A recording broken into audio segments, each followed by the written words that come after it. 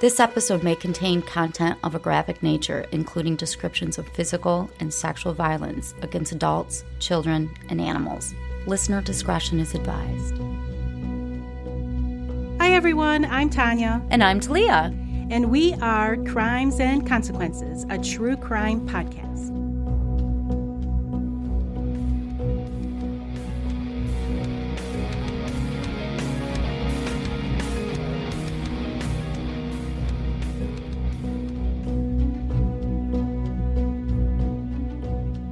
Hi Talia. Hey, Tanya. How are you today? I am so splendid. How are you? I'm doing great. I am excited to tell you the story today. Are you really? Of course. Okay. Don't I sound like it? I don't know. It seemed a little strained, but now you do. So Awesome. Before I start this week's episode, I am just going to remind everyone to please subscribe or follow on whatever app you're listening to us on. And our story begins on January 14th, 2003. Peter Martinez was working as a security guard for a multi-million-dollar home complex in the private beach community of St. Malo Beach in Oceanside, California. nice. Around 2 a.m., he noticed headlights from a 2000 Oldsmobile stopped several houses from where his guard shack was. He noticed two people getting out of the car, and they were struggling to get something out of the trunk. It seemed pretty heavy from what Peter could tell, and he thought to himself that someone was trying to dump garbage in one of the dumpsters. I'm pretty sure my first thought would be a body. Right? I know. But that's because we do true crime. Pete went over to one of the guys who was about 6 feet tall, and the other one was smaller, so I'm going to refer to one as taller and smaller. And he asked the taller one, what was he doing? Like, what do you got there? This startled the smaller one, and he dropped the bag he was carrying, dropped it onto the ground. The guys told him that they were just dumping some trash, and he said, look, this is a private community. You can't dump your trash here. You need to get going. So the taller one said to the other, pick up the bag, let's get going. And as they were struggling to pick up the bag, Pete noticed the bag kind of resembled a body bag. He had been in the Marines for 25 years, and he recognized what a body looked like, all wrapped up.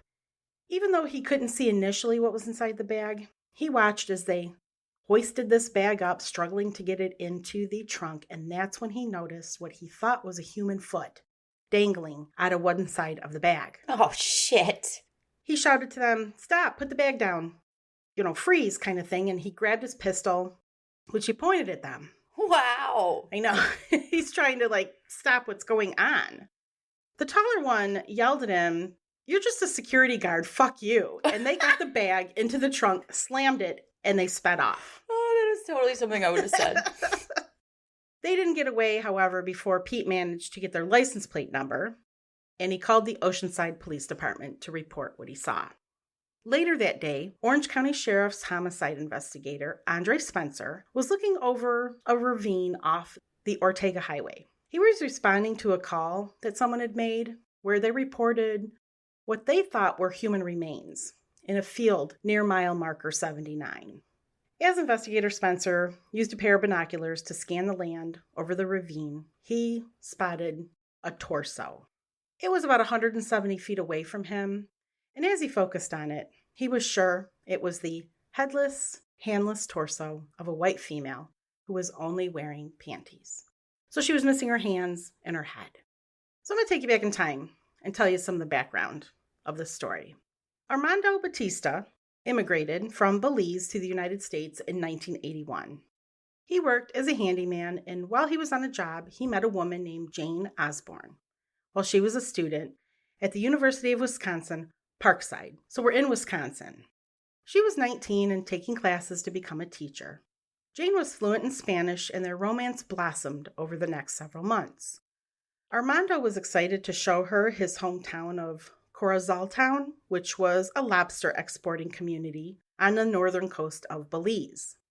While visiting his family, Armando and Jane got married, despite his family not really liking her. They thought she was uppity because she insisted that Armando rent a hotel room instead of staying with his family during their visit. His mother was especially hurt, but Armando wanted to do everything he could to make Jane happy. So he borrowed money from his mom to get the hotel room, as well as extra money to take Jane out to dinner and things on their trip. Is it really that big of a deal that now the mom doesn't like Jane? I know. I'm just saying. I don't they know. wanted their alone time, you know what I'm Right? saying? I know. They're getting married. They just got married. I wouldn't want that shit in my house. Who wouldn't want some newlyweds? I know. Jane wasn't really close to her family. She barely spoke with her mother, but she stayed in communication with her dad and her sister. When she and Armando returned to Wisconsin after their trip to Belize, her father picked them up from the airport. Her father, James, came from a family that was relatively well off, but that didn't mean Jane benefited a lot from the family wealth. The newlyweds struggled financially at the start of their marriage, even though Armando worked hard to find work as a handyman. Jane continued to go to the university, but she never graduated because she had to work.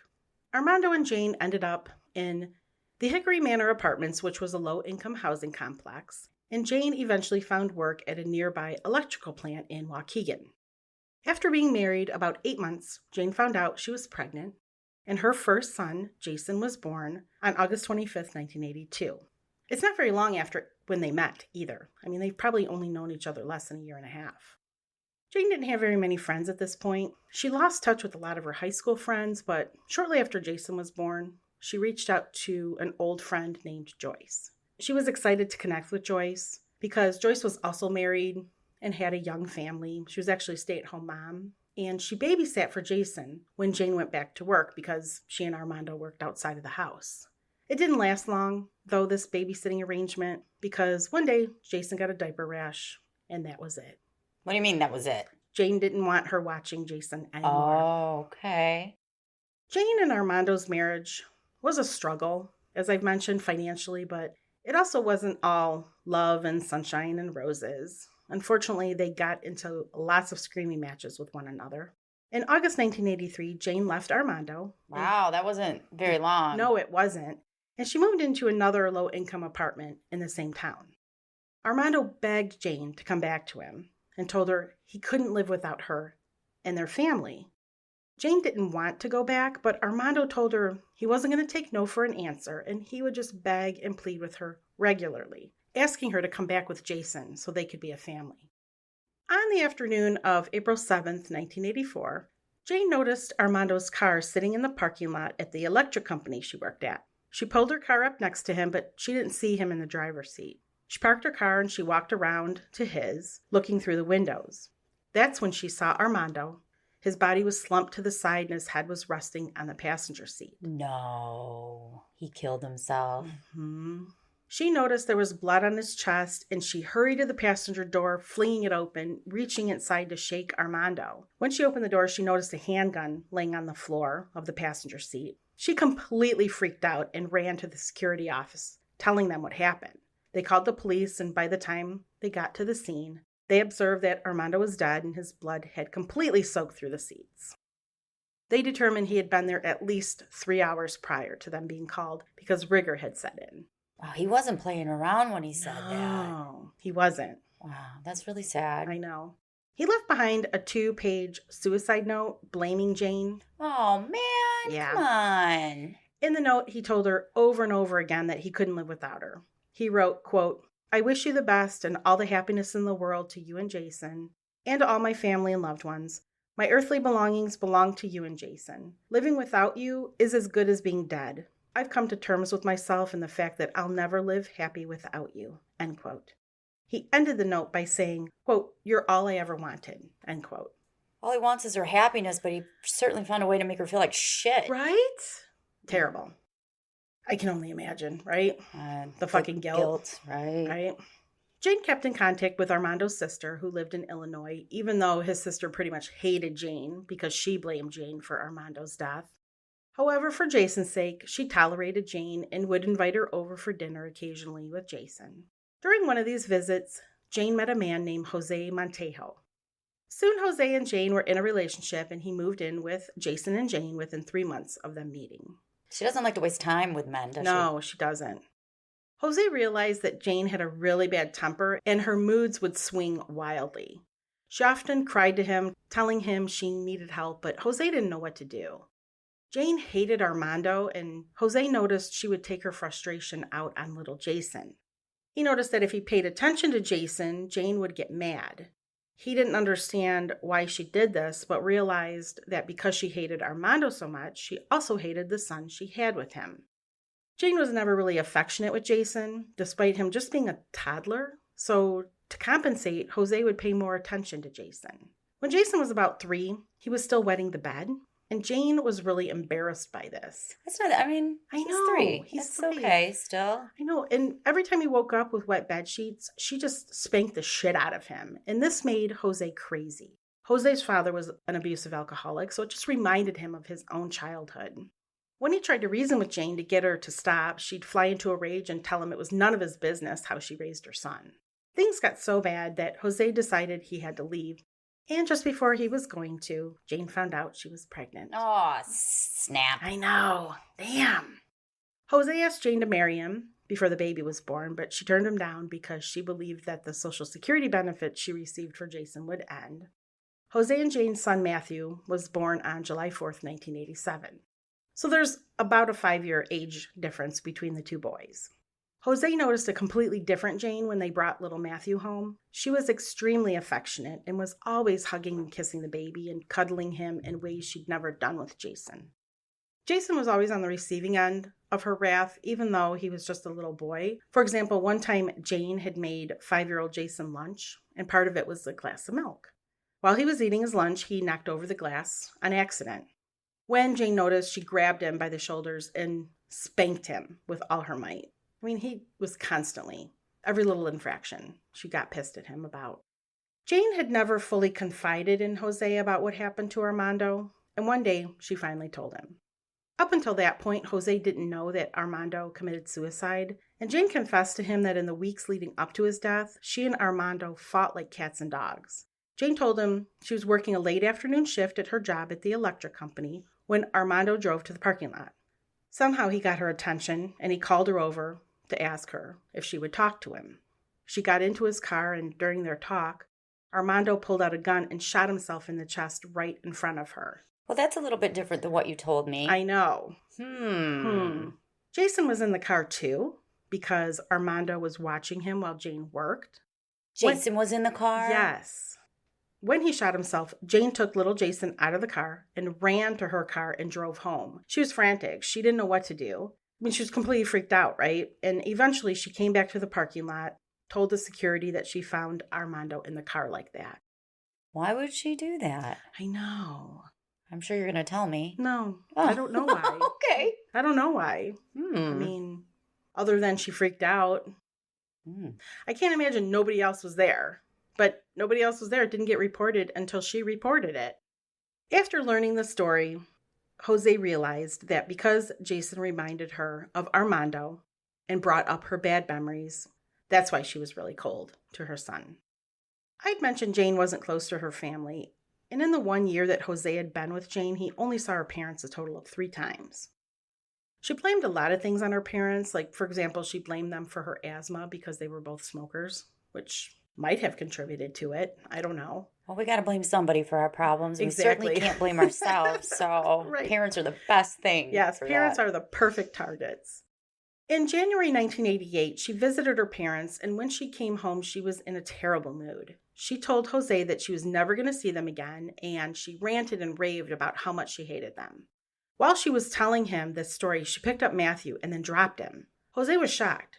On purpose? Yeah, she had never acted or treated Matthew this way, and remembering how she treated Jason, Jose was afraid that Jane was starting to take her anger out on Matthew. He jumped up and grabbed Matthew and told Jane that if she ever did it again, he was going to beat her ass, and he slapped her in the face. Oh, okay. I know. They struggled with one another, and Jose grabbed Jane by the throat and threw her on the ground. Jose stormed into the kitchen to get away from her and to try to calm down, but Jane was too angry to let him go. She went into the kitchen and she grabbed a knife and she threatened to kill him before he left her. Like, "You're not going anywhere. I'll kill you before you leave," is basically what she said to him. A neighbor must have called the police, and Jose was arrested for assaulting Jane and was taken to jail. Even though she pulled a knife on him. I know, right? But he smacked her. Where are the children during this This is all confrontation? going on in front of the kids. A few months later, Jane filed a petition to have all the charges dropped against Jose, which was granted, but their relationship was pretty much ruined by that point. Jose didn't want anything to do with her, but he didn't want to abandon Matthew, so he tried to work things out with her. And he probably didn't want to abandon Jason either, but he has no legal authority over him. Exactly, I'm sure, because he did care for Jason. Jane became a stay-at-home mom, and Jose worked full-time to try to make the best life he could for his family. Jane soon told Jose she didn't want to stay in Wisconsin and felt they needed a fresh start due to the many problems they had been having. The family went to Florida on vacation, and when it came time for them to go home, Jane didn't want to go. They ended up taking an extended vacation in Florida for a month before Jose could convince her to return to Wisconsin. He's like, I got a job and shit, right? I'm just thinking, doesn't it bills they gotta pay? Right. She's like, no, I'm gonna stay. Yeah, no, I'm gonna stay. I mean, I felt like that on trips to Florida too. You can't make me go back. Yeah, why don't we just start a new life here?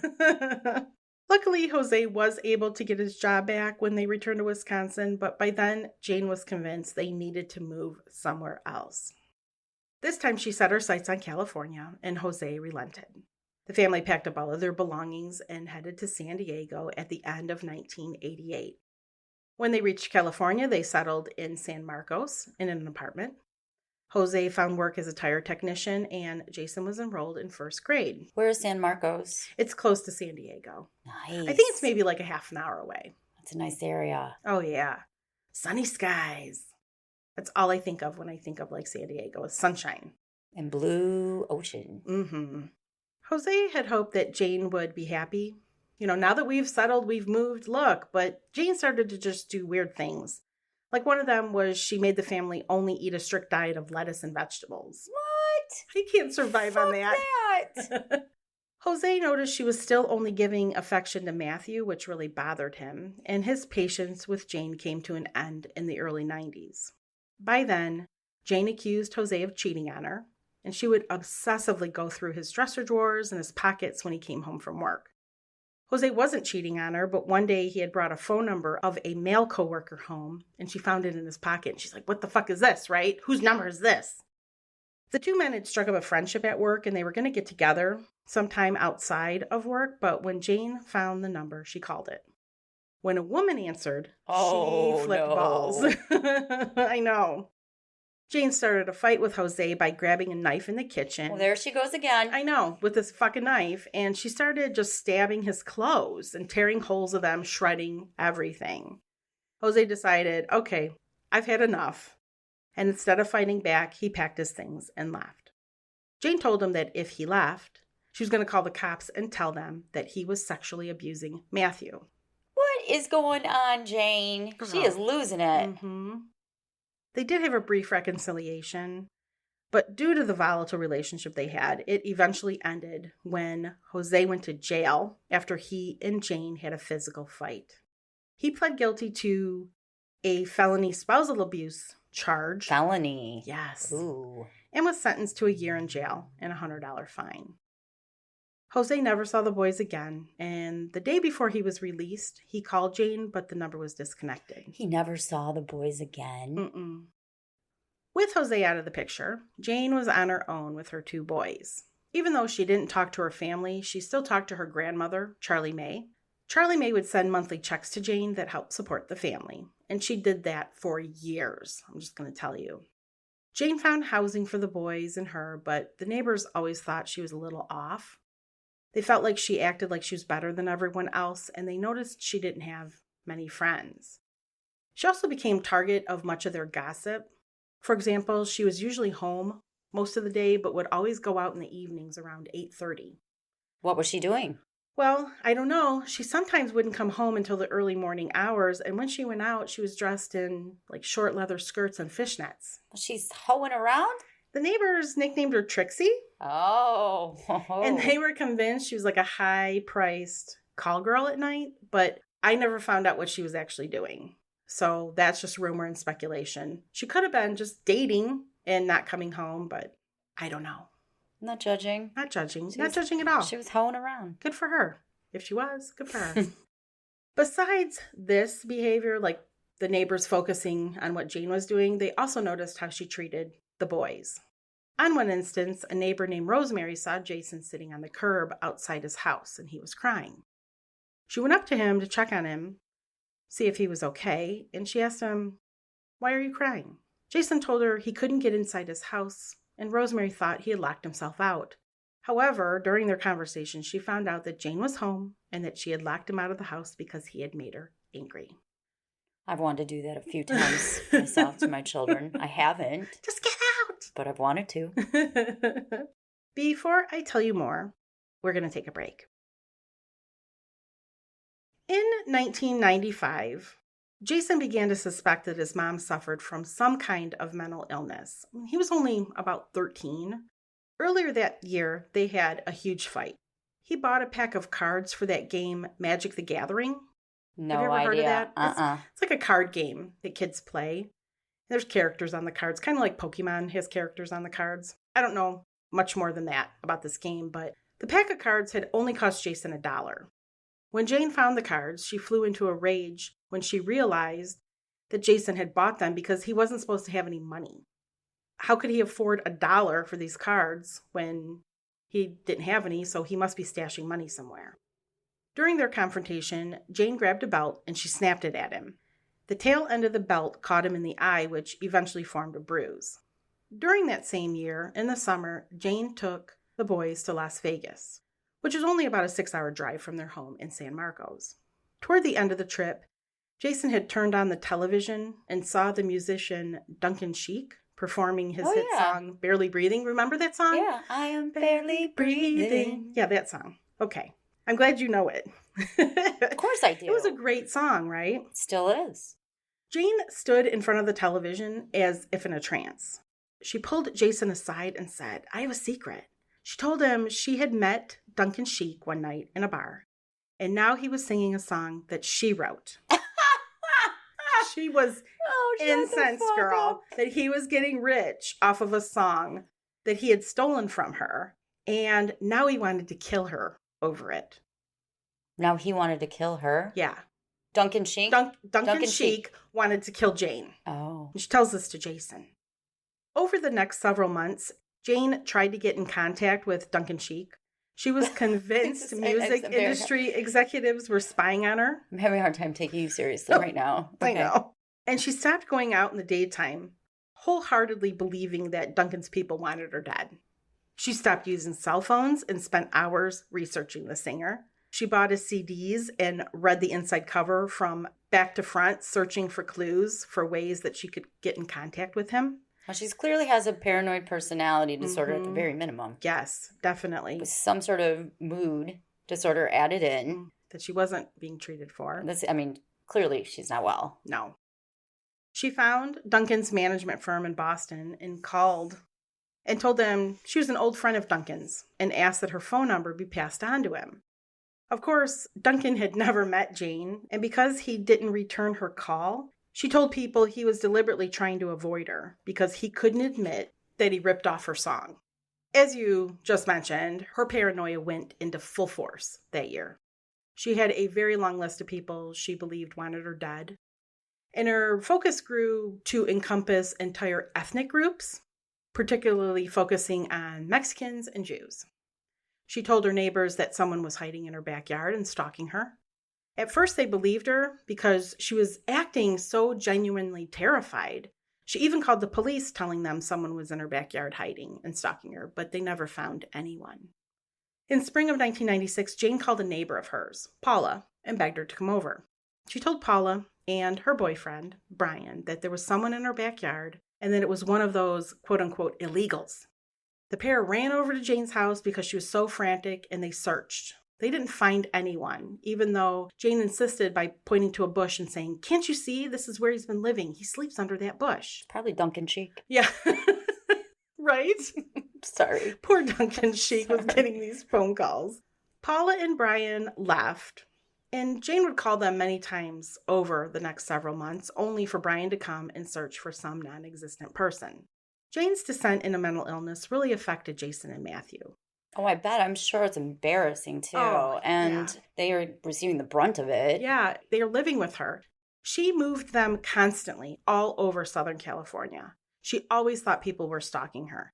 She accused neighbors of being child molesters, or she was convinced that it was the Jews or Mexicans that were out to destroy her. It was always someone or something that was lurking in the shadows, ready to get her. When she moved the boys, they would sometimes stay in hotels for long stints of times or a new apartment every few months. Jason tried to keep things as normal as he could for Matthew, and they would get some peace when Jane would leave them alone. But if they were outside when she returned, she would yell at them to get inside because of the paranoia she experienced. When she got them inside the house, she would tell them that they were just like their good-for-nothing fathers and they would grow up to be losers just like their dads. The hatred that Jane had for Armando was still brimming on the surface. She would scream at the boys, especially Jason. And Jason would never yell back or fight back. He would just stay passive during her tantrums. Well, can you imagine if he did yell back and fight back? I know. She would just explode. Oh, she would. During one of the tirades that she had against Jason and Matthew, during one of these tirades, a neighbor recorded Jane and a call was placed to Child Protective Services. They paid a visit to Jane, and when she answered the door, she told the woman to get the fuck off her property, and the woman left, and CPS never followed up again. Well, she seems totally fine. Yeah. Totally fine parent there. I know. Despite the turmoil at home, Jason was a very good student. He excelled in high school. While Jason focused on his studies, Matthew tried to lose himself in sports, especially hockey. He was able to join a team in Riverside, and he did catch Jane during a moment of lucidity where she was able to give him the permission so he could join the team.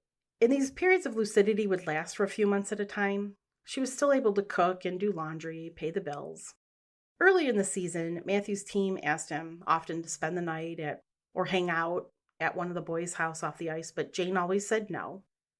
And so the invitations began to taper off. Jane would show up to the practices, and the other parents began to notice her odd behavior. She told them the reason she looked tired all the time and was so pale was that she had made some really bad business deals, and now people were trying to get back at her. She told the hockey parents that there were some very powerful people in the entertainment industry that were after her. Oh, stop it.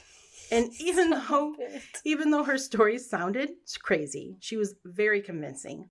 Almost believable, but not quite. That's because she believed it. Mm-hmm. One of the fathers confronted her about it once and said, "Well, who are these people that you're talking about? Who's doing this to you? Maybe we can help."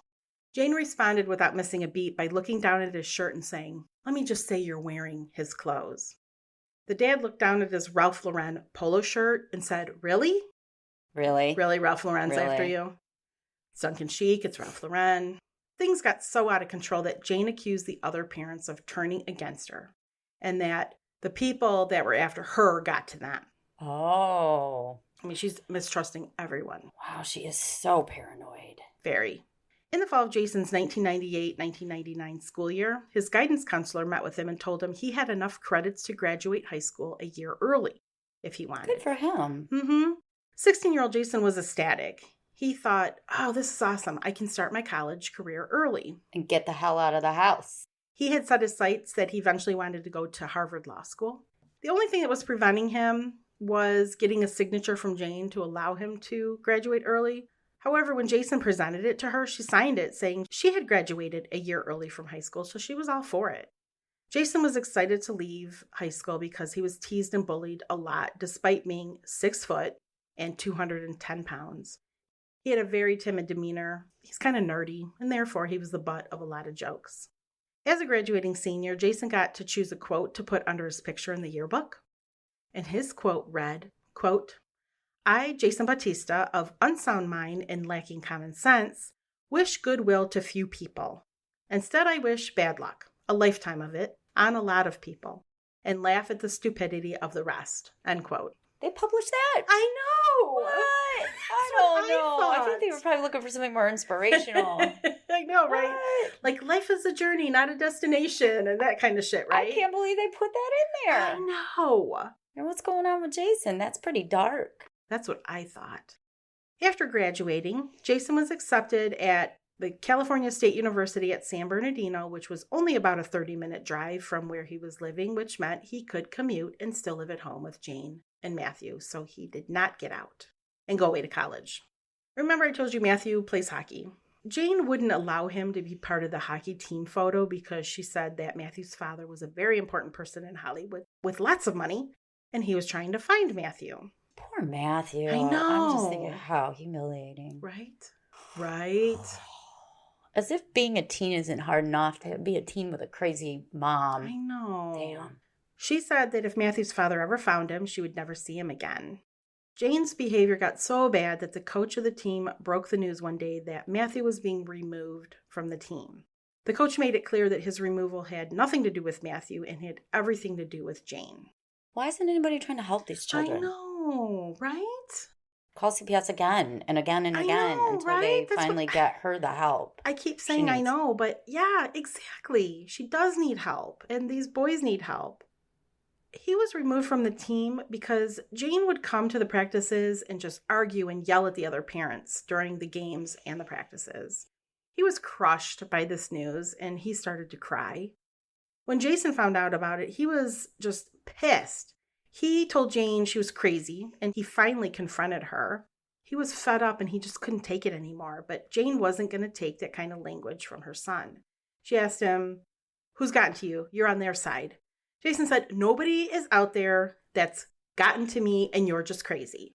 Jane was so angry, she ran into the kitchen, and what did she do? She got a knife. Of course. And she pointed at him, demanding to know who got to him. Jason noticed Matthew's hockey equipment and grabbed the stick to defend himself. Jane wasn't intimidated at all by Jason's decision to fight back, and she grabbed the hockey stick away from him and she dropped her knife. She swung the stick at Jason, hitting him in the head hard, which ended up cutting him pretty badly. Blood poured from the wound in his head, and he needed stitches, so he went to the hospital. Jane warned him, though, if he told anyone what was going on or started any trouble, that he would be sorry. So instead of telling the doctors what really happened, he made up a story and said he was playing around with his little brother and got whacked in the head on accident. Over the next couple of years, Jason took college courses, and I'm saying years, like it was probably until he was about 19, okay? That's how long he was in college. Jason took college courses, Matthew continued in high school, and Jane would go from being stable to being frantic. She would have the boys living with her in an apartment, and then she would back out and have them move to hotels or living in their cars. Like Jason had a car of his own. It was pretty much a piece of shit.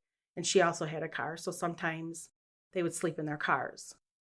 Her grandmother was still sending her checks, and God only knows if she got any other money to live on, but they managed to have enough money to be able to move frequently. The life became quite unstable, again, for Matthew and Jason just begged Jane for them to please get an apartment and just settle down. The wandering they did became so erratic that sometimes Matthew couldn't attend high school 5 days a week, and Jane was just fine with that. She decided his safety was more important to her, and it was okay with her that he didn't go to school. She finally enrolled him in a homeschool program in San Bernardino County. Matthew wasn't the only one having trouble with school because Jason's grade point average fell so dramatically that the university put him on academic probation. If his grades didn't improve by the next quarter, he would be suspended and his lifelong dream of attending Harvard Law School would be flushed down the toilet. If you're on probation already, for academic grades, you're not getting into Harvard, but okay. We'll let him dream. Yeah, you're going to have to go to the University of Detroit. Where you can get a fine degree like Tanya did. I have. There's no Harvard for me. For all of 2001, Jane refused to even look at an apartment. And that entire year, the family either slept in their car or in hotels for days here and there. For Christmas 2001, Jane did get a hotel room in Corona, and Jason was so frustrated that he told her he was going to move out. He had been working and managing to save some money. He thought he'd be able to make it on his own. The next day, Jason packed up all of his belongings and drove away. He made one mistake, though by taking the car that his mother always drove, he took the nicer car. That evening, Jane showed up to his job and took the car, leaving Jason stranded. He had to bum a ride from a coworker in order to get to school. He wasn't able to get a ride to his job, and he only lasted a couple days out on his own, finally caving in, calling Jane to come get him. She taunted him when he came back by telling him she knew he wouldn't last out in the world alone without her. Jason was so fed up. He was at the end of his rope. All he wanted to do was get away from Jane and go to school. His desperation turned into thoughts of murdering her. He mentioned this to Matthew by remarking, he wished Jane was dead. Okay, Matthew, I wish Mom was dead. Just trying to see what kind of a reaction he'd get from Matthew. Yeah, he's tossing it out there. Matthew didn't respond. Jason continued by asking his brother questions like, wouldn't it be great if we got rid of Mom? Wouldn't life be so much easier without her around? Matthew laughed it off because, of course, that's what I would do, right? Nobody thinks that anybody's serious. For real. And Matthew said, yeah, life would be easier, but it wouldn't be great if she was killed. After Jason tried to leave home, Jane's grip on reality stabilized a bit. Jason used it as an opportunity to try and talk her into getting the family an apartment. They had been staying in a Corona hotel for several weeks. Again, I can't tell you, this went on constantly. In and out of apartments, hotels, everything. I can't even imagine how these kids had a normal life. They didn't. And Child Protective Services thinks it's absolutely cool that they don't have a home. I know. That's what I don't get. Jason begged his mom, saying, my grades are bad, and Matthew really needs to be around kids his age. He needs to get back into school, and he finally convinced her. After they spent 1.5 years without a permanent home, they moved into an apartment, and the boys were overjoyed. As they settled into their new apartment, Matthew attended high school, and Jason declared biochemistry as his major. Jane wouldn't let the boys get cable television or internet, so Jason spent a lot of time at college in the computer lab, so much so he eventually got a job working there. He occasionally brought Matthew with him to the lab, and Jason would download his favorite TV shows such as That 70s Shows, The X-Files, and The Sopranos so that they could go home and watch them later.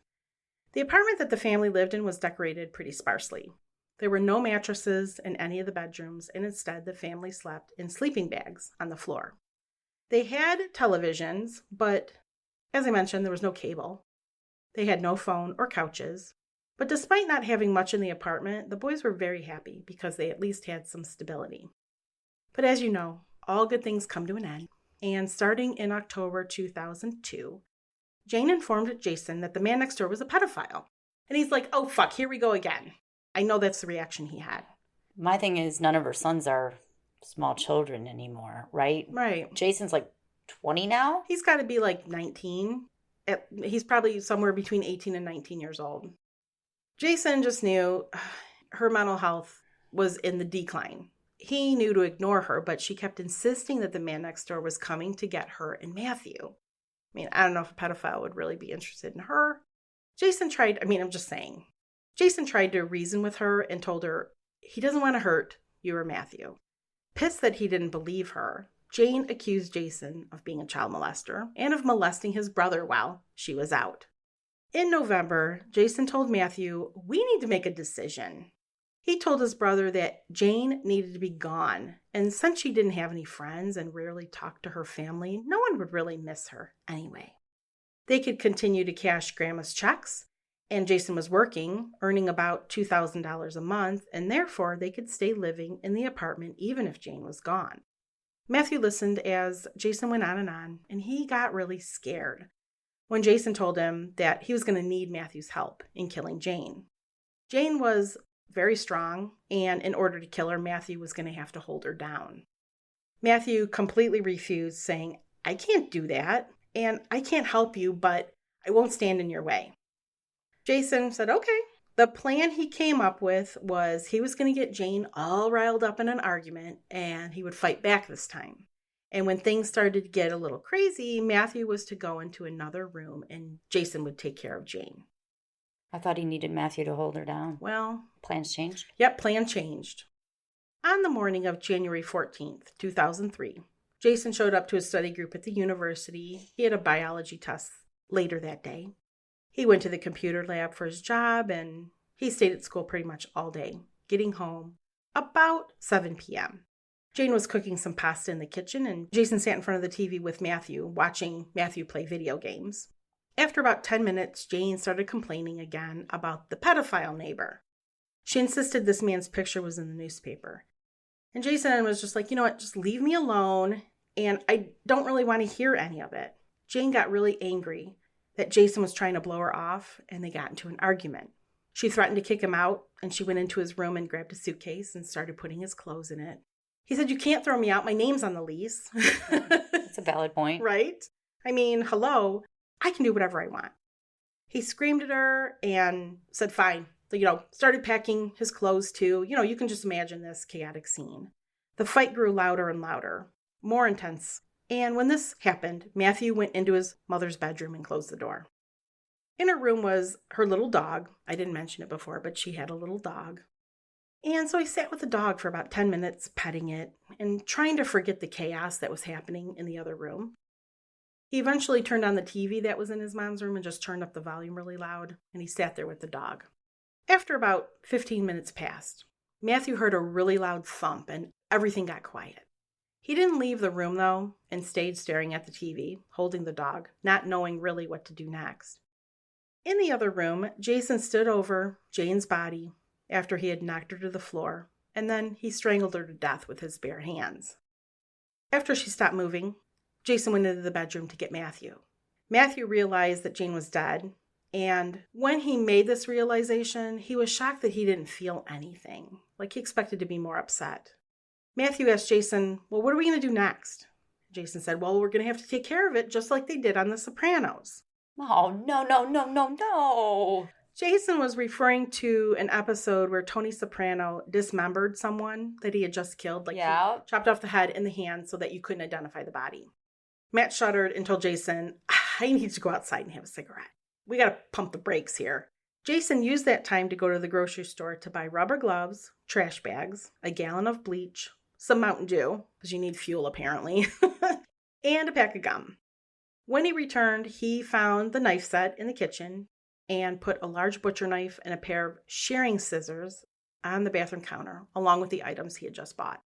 He then went in the living room and dragged Jane's body into the bathroom. She weighed about 170 pounds, so he couldn't just pick her up. When he got her into the bathroom, he took her clothes off except for her underpants. He stripped down to his boxer shorts and tank top, and that's when Matthew returned to the apartment. Jason told him, just go in the other room and don't come out until I come get you. During the next couple of hours, Jason was with Jane's body in the bathroom. The first thing he did was he grabbed her body, placing her waist over the bathtub's ledge so that she was positioned so her legs were outside of the tub and her face touched the inside of the tub wall. She kind of bent over the side. Jason first cut off her hair, leaving her neck exposed. Then he got the butcher knife and began to saw Jane's head from her body.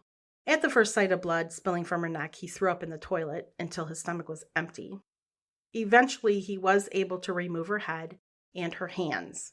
And he drained a lot of blood out of her body. I mean, she pretty much didn't have any blood left. The boys wrapped up Jane's body in a sleeping bag and loaded it into their car. That's when they drove to that neighborhood where the security guard, Pete Martinez, was. And they told him to fuck off. He's just a security guard. Yes. So that was plan A. They were going to dump her in that neighborhood. Instead, they ended up having to dump her over the side of the highway into a ravine. And that's where the police eventually found her body. Where'd they find her head and hands? Well, after dumping her body, they went back to the apartment. Jason set to clean up. There was a bloodstain on the carpet where Jane had died, and he tried to get it out, but it never came completely out. He ended up buying a throw rug later and covering it up.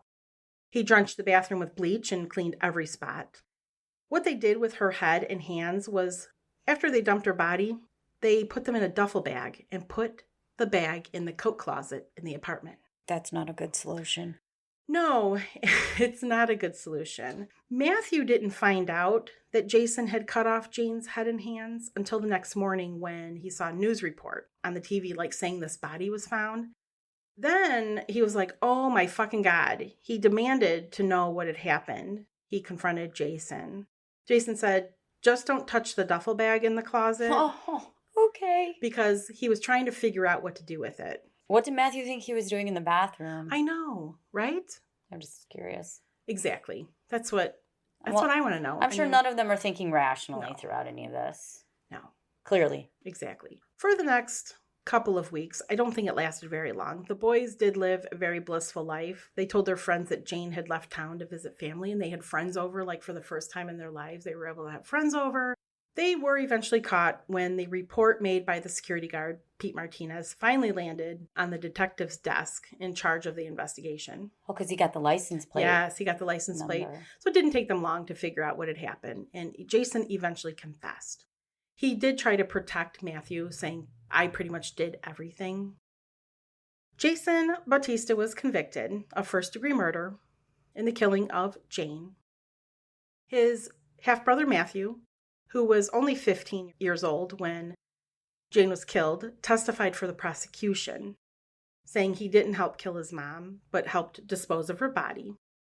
He pleaded guilty to being an accessory to murder and was sentenced to the 749 days he had already been in jail. And then he was freed. So he's out. Well, I hope he got some therapy. God, I hope so. So Jason is still in prison. And what did he get?